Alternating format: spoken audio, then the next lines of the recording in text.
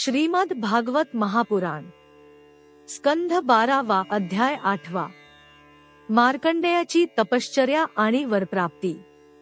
शौनका म्हणाला, हे साधू सूता, तुला उदंड आयुष्य मिळो। तू वक्त्यांमध्ये श्रेष्ठ आहेस। जे लोक संसाराच्या घनदाट अंधकारात भटकत असतात त्यांना तू परमात्म्याचा साक्षात्कार करवितोस। आता आम्हाला यासंबंधी सांग। लोक सांगतात की मृकंड ऋषींचा पुत्र मार्कंडेय ऋषी चिरायू आहे। ज्यावेळी प्रलयाने सर्व जग गिळून टाकले होते त्यावेळी सुद्धा तो वाचला। तो तर याच कल्पामध्ये आमच्याच वंशात जन्मलेला एक श्रेष्ठ भिगुवंशी आहे आणि आतापर्यंत प्राण्यांचा कोणताही प्रलय झालेला नाही।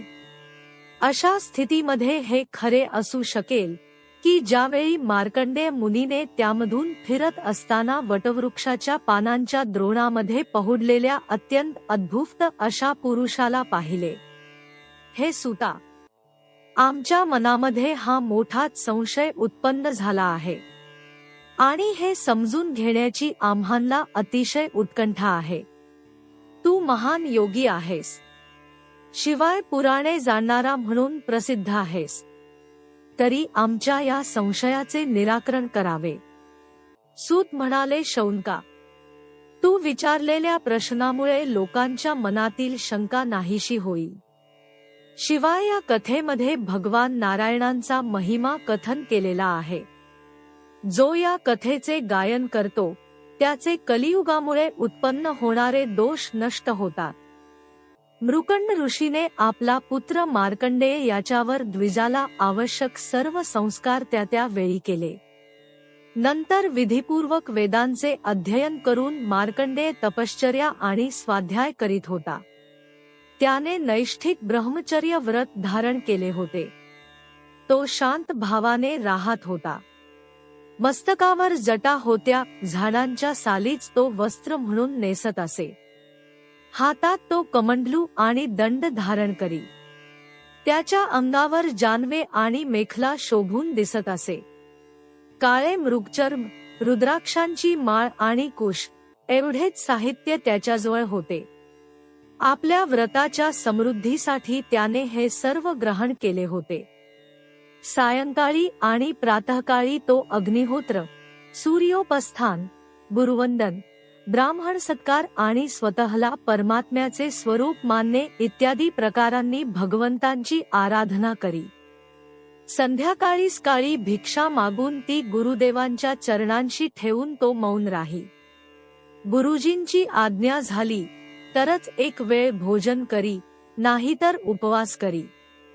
मार्कंडेयाने अशा प्रकारे तपश्चर्या आणि स्वाध्याय यांमध्ये तत्पर राहून कोट्यावधी वर्षेपर्यंत भगवंतांची आराधना केली आणि जिंकण्यास कठीण अशा मृत्यूवर विजय प्राप्त केला। त्यामुळे ब्रह्मदेव, भिगू, शंकर, दक्ष, ब्रह्मदेवाचे अनेक अन्य पुत्र तसेच मनुष्य, देवता, पितर व इतर सर्व प्राणी अत्यंत आश्चर्यचकित झाले। अशा प्रकारे नैष्ठिक ब्रह्मचर्यव्रत धारण केलेला योगी मार्कंडेय याने तपश्चर्या, स्वाध्याय आणि संयम यांच्या द्वारा अविद्या इत्यादी सर्व क्लेश नाहीसे करून शुद्ध अंतःकरणाने तो इंद्रियातीत परमात्म्याचे ध्यान करू लागला। योगी मार्कंडेय मुनी महायोगाच्या द्वारे आपले चित्त भगवंतांच्या स्वरूपाशी एकरूप करीत राहिला। असे करता करता 6 मनवंतरे उलटून गेली। ब्रह्मन या 7व्या मनवंतरामध्ये इंद्राला जेव्हा हे समजले तेव्हा तो त्याच्या तपश्चर्येने भयभीत झाला। म्हणून त्याने त्याच्या तपश्चर्येत विघ्न आणणे सुरू केले। मार्कंडेय मुनीच्या तपश्चर्येमध्ये विघ्न आणण्यासाठी इंद्राने त्याच्या आश्रमावर गंधर्व, अप्सरा, काम, वसंत, मल्य पर्वतावरील वारा, रजोगुणाचे अपत्य लोभ आणि मद यांना पाठविले। महर्षे ते सर्वजण हिमालयाच्या उत्तरेकडे त्याच्या आश्रमावर गेले। तेथे पुष्पभद्रा नावाची नदी वाहते आणि तिच्याजवळ चित्रा नावाची एक शिळा आहे। मार्कंडेय मुनींचा आश्रम अत्यंत पवित्र होता। तेथे पवित्र वृक्ष आणि वेली होत्या। पुण्यात्मा ऋषिकुलांनी तो गजबजलेला होता. तेथे अतिशय पवित्र व स्वच्छ जलाशय होते. कोठे धुंद भ्रमर गुंजारव करीत होते, तर कोठे आनंदी कोकिळ पंच स्वरात कूजन करीत होते. काही ठिकाणी मदोन्मत्त मोर आपले पंख पसरून कलापूर्ण नृत्य करीत असत, तर काही ठिकाणी मदधुंद पक्ष्यांचे थवे किलबिल करीत. तेथे इंद्राने पाठविलेल्या वायूने थंडगार झऱ्याच्या जलबिंदूंसह प्रवेश केला. सुगंधित फुलांच्या परागकणांनी युक्त असा तो कामभावना उत्तेजित करीत वाहू लागला. रात्रीच्या प्रारंभी चंद्र उद्याला आला होता. वसंतामुळे वेलींच्या जाळ्यांसह असलेले पुष्कळ फांद्यांचे वृक्ष, पाने, फळे आणि फुलांचे गुच्छ यांनी शोभून दिसत होते. वसंतामागोमाग गाणी बजावणी करणाऱ्या गंधर्वांच्या तांड्यांबरोबर स्वर्गीय अप्सरा समूहाचा नायक कामदेव हातात धनुष्य बाण घेऊन तेथे आला. मार्कंडेय मुनी त्यावेळी अग्निहोत्र आटोपून भगवंतांची उपासना करीत होता. त्याने डोळे मिटले होते. तो मूर्तिमंत अग्नीच वाटत होता. त्याला पराभूत करणे अतिशय कठीण होते. इंद्राच्या सेवकांनी त्याला अशा अवस्थेमध्ये पाहिले. अप्सरा त्याच्या समोर नृत्य करू लागल्या, गंधर्व मधुर स्वरात गाऊ लागले, तर काही जण मृदंग, वीणा, ढोल इत्यादी वाद्ये अतिशय मनोहर स्वरात वाजवू लागले. त्यावेळी कामदेवाने आपल्या धनुष्याला शोषण, दीपन, संमोहन, तापन आणि उन्मादन अशी 5 मुखे असलेला बाण लावला. त्याचवेळी वसंत आणि लोभ हे इंद्राचे सेवक मार्कंडेय मुनीचे मन विचलित करण्याच्या बेतात होते. पुंजकास्थळी नावाची अप्सरा त्याच्यासमोर चेंडू खेळत होती. स्तनांच्या भारामुळे तिची कंबर वारंवार लचकत होती. वेणी विस्कटलेली असून तीत माळलेला गजरा घरंगळत होता. ती नेत्रकटाक्षांनी इकडे तिकडे पाहत होती. ती चेंडूच्या पाठीमागे पळत जात असता तिच्या कमरेचा करदोटा तुटला आणि तिची तल साडी वारा उडवू लागला.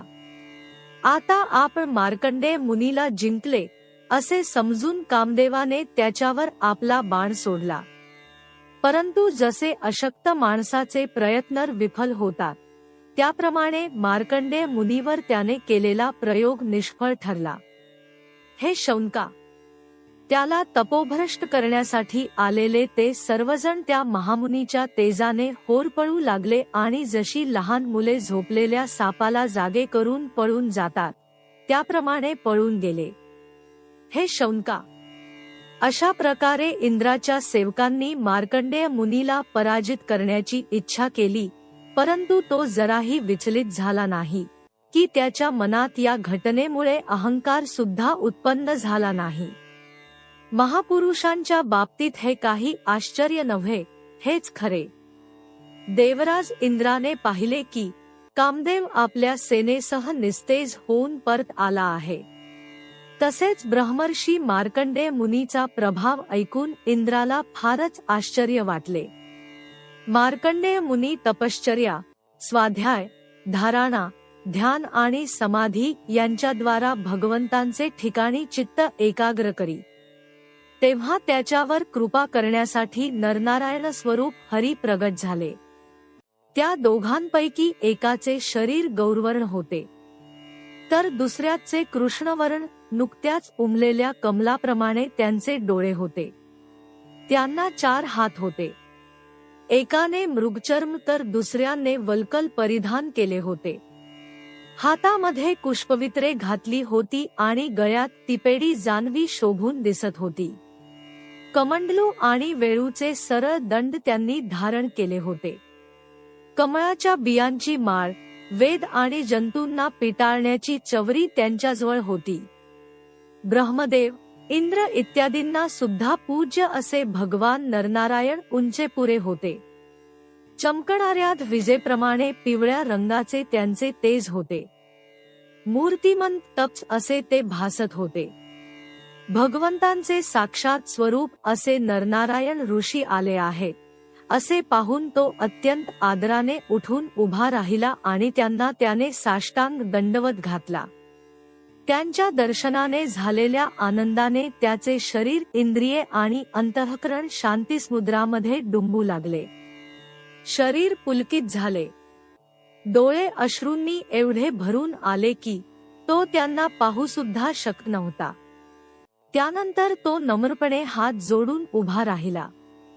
त्याच्या हृदयामध्ये उत्सुकता एवढी दाटून आली होती की तो जणू भगवंतांना आलिंगनच देत होता. त्याच्या तोडून शब्द फुटत नव्हता. नमस्कार, नमस्कार एवढेच तो सद्गबदित वाणीने त्या दोघांना म्हणाला. यानंतर त्याने दोघांना आसन देऊन मोठ्या प्रेमाने त्यांचे चरण धुतले आणि अर्घ्य, चंदन, धूप आणि पुष्पमाळा इत्यादींनी त्यांची पूजा केली.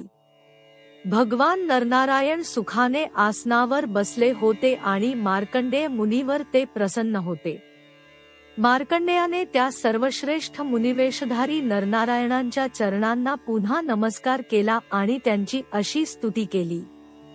मार्कंडेय म्हणाला, भगवन, अल्पज्ञ असा मी जीव आपल्या महिम्याचे वर्णन कसे बरे करू.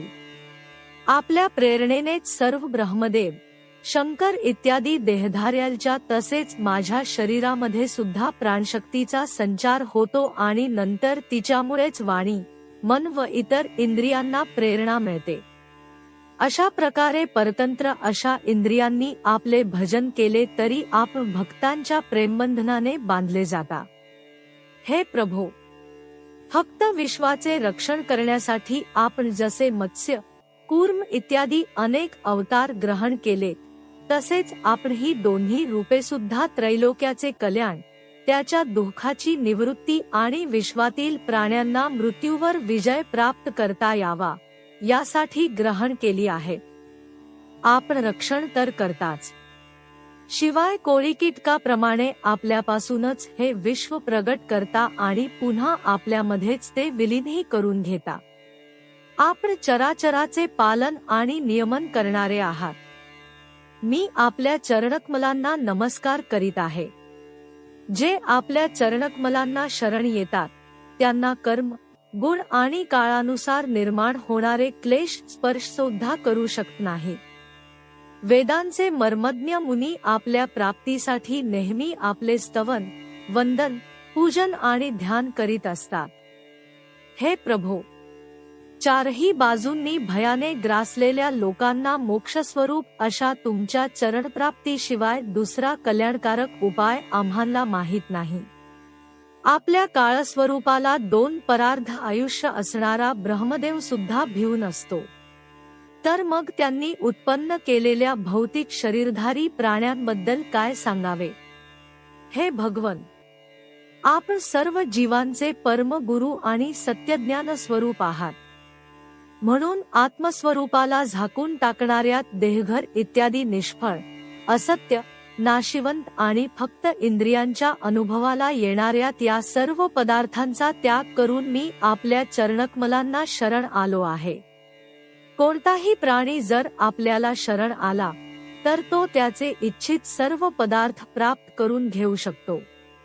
हे जीवांच्या बंधो, या जगाची उत्पत्ती, स्थिती, लय इत्यादी अनेक मायामय लीला करण्यासाठी सत्व, रज, तम अशा तिन्ही गुणांच्या ब्रह्मा, रुद्र इत्यादी मूर्ती जरी आपल्याच असल्या तरी सुद्धा सत्वगुणमय मूर्ती जीवाला परम शांती प्रदान करते, दुसऱ्या नाहीत. त्यांच्यापासून दुह, मोह आणि भय हेच मिळते. हे भगवन, म्हणूनच बुद्धिमान पुरुष आपल्या आणि आपल्या भक्तांच्या परमप्रिय तसेच शुद्ध अशा नरनारायणांच्याच मूर्तीची उपासना करतात. पांचरात्र सिद्धांताचे अनुयायी विशुद्ध सत्वालाच आपला अवतार मानतात. त्याच्याच उपासनेने आपले नित्यधाम जे वैकुंठ, त्याची प्राप्ती होते. तसेच अभय आणि आत्मसुख मिळते. दुसऱ्या 2 गुणांना ते स्वीकारित नाहीत. भगवन, आपण अंतर्यामी, सर्वव्यापक, सर्वस्वरूप, जगद्गुत्रु, परम आराध्य दैवत आणि शुद्ध स्वरूप आहात. सर्व लौकिक आणि वैदिक वाणी आपल्या अधीन आहे. आपणच वेदमार्गाचे प्रवर्तक आहात. मी आपल्या या युगलस्वरूप नरोत्तम नर आणि ऋषीवर नारायण यांना नमस्कार करतो. प्रत्येक जीवाची इंद्रिये, त्यांचे विषय, प्राण आणि हृदयामध्ये जरी आपण असलात तरी सुद्धा आपल्या मायेने जीवाची बुद्धी इतकी मोहित होऊन जाते की ती निष्फळ आणि खोट्या इंद्रियांच्या जाळ्यात अडकून आपल्याला जाणत नाही. आपल्या मायेने बुद्धी झाकून गेलेला ब्रह्मदेव सुद्धा सर्वांचे गुरु असलेल्या तुमच्याकडून वेद मिळवितो, तेव्हाच त्याला आपले साक्षात दर्शन होते. हे प्रभो, आपला साक्षात्कार करून देणारे ते ज्ञान वेदांमध्ये पूर्णपणे विद्यमान आहे की जे आपल्या स्वरूपाचे रहस्य प्रकट करते. ब्रह्मदेव इत्यादी मोठे मोठे ज्ञानी ते प्राप्त करून घेण्याचा प्रयत्न करीत असूनही मोहामध्ये अडकतात. आपण सुद्धा वेगवेगळ्या मतांचे विद्वान आपल्या संबंधी जसा विचार करतात तसे रूप धारण करून आपण त्यांच्यासमोर प्रगट होता. आपण देह इत्यादी सर्व उपाधींच्या आत लपलेले विशुद्ध ज्ञानच आहात. हे पुरुषोत्तमा, मी आपणास वंदन करीत आहे. अध्याय 8 समाप्त.